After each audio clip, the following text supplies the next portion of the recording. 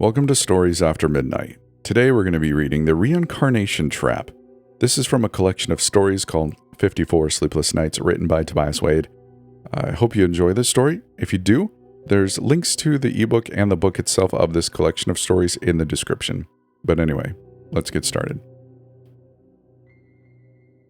I thought he was a priest, the long-bearded man wearing a hood who knelt at my deathbed. The man looked so familiar, but if I once knew him, then he was obscured through the fog of my age.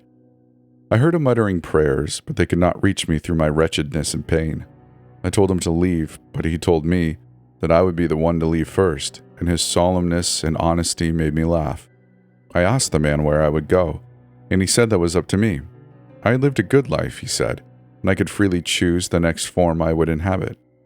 I thought he was making fun of me, but his voice was so calm and soothing, and I saw no harm in entertaining myself in a fantasy to distract me from my final throes. I told him I thought I could be happy as a dog, as long as it wasn't one of the little ones, and not one of those poor homeless ones either, but a comfortable house dog that has everything given to him.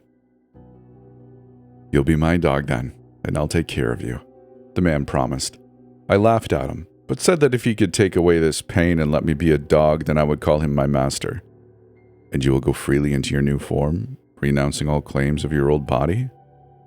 I was ready to let go. I readily agreed, closing my eyes to imagine myself running through a golden field.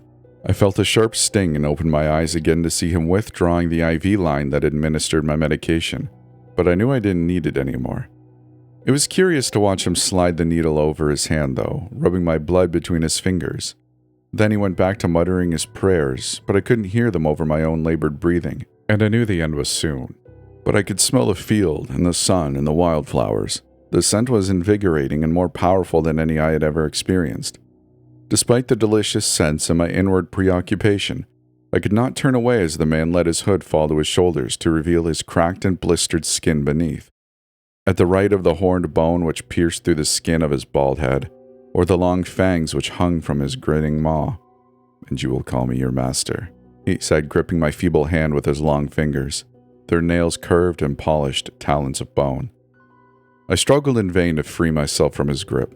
The powerful scent shifted, and soon my rich blood on his hand was the only thing I could smell. It intoxicated me, filling my lungs so that every breath was choked in blood, until that too faded, and I found that he was no longer holding me down but was instead stroking me, his gnarled hand warm and comforting as it smoothed out my fur. I was unsteady at first on my four legs, but it was such a relief to be free of that prison of flesh I once inhabited. The strength and balance I soon found made every movement a joy, and as the scent of blood faded from my nostrils, a rich and undiscovered world of flavor and texture blossomed into my awareness. I was grateful to the man despite his monstrous appearance, which indeed seemed so much less terrifying than it had a moment ago. He called me by my name, and I followed him from the hollowed chamber, only pausing at the door to look back at my old body, which must now be still in death. "Do not linger," my master ordered me, but I could not turn away. Not only was my old body not dead, it was sitting upright and breathing easily, looking younger and healthier than I had in years. It stripped back the covers and stood on legs that no longer shook, smiling at me from a face that was once my own. "We had a deal," my master growled. "That body does not belong to you anymore. You have renounced your claim and it belongs to me." But I felt cheated and lied to all the same, and I growled back at the monstrous man who had lured me from myself. He muttered and swore at me, snatching at my tail with a clawed hand that I was narrowly able to avoid. I began to bark at him. The monstrous man was furious at this, lunging at me a half-dozen times to try to pin me to the ground. Each time I evaded him, though, snarling and biting, finally sinking my teeth into his bony hand and holding on despite the horrific, sulfuric taste. He couldn't free itself from my grip, and we heard voices rousing themselves around the house as they reacted to our struggle. The demon appeared frightened by this, and with a vicious slash he used a long talon to sever his own hand that I had ensnarled. Then, pulling his hood down low once more, he retreated from my chambers as the voices closed in. I felt arms around me and saw my old body, and felt that familiar scent. "Thank you," the old body whispered, "for this most precious gift.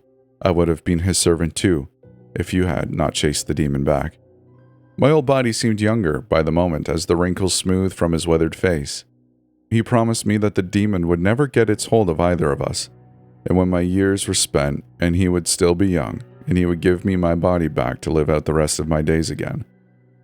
I lived a long and happy life as that dog, and I miss him now that I am a man again. I know the human I once dwelled beside lives on as my own dog, though, and that I will have my turn again as an animal after his years are spent, always switching places throughout the years, as we guard against the demon's return, neither master nor servant, but eternally as each other's closest friend. That's the end of the story. I really hope you enjoyed it, and thank you for listening. If you did and you're on YouTube, I'd appreciate it if you liked the video and stand up against the YouTube algorithm, which is determined to keep us down. And with that said, if you'd like to support the channel even more, there is a Patreon available. A huge shout out to my patrons, actually. I appreciate all of you for your support. And if you'd like to join the Discord and come hang out with us, and come and go as you please, really, well, there are links to all of this in the description of this episode.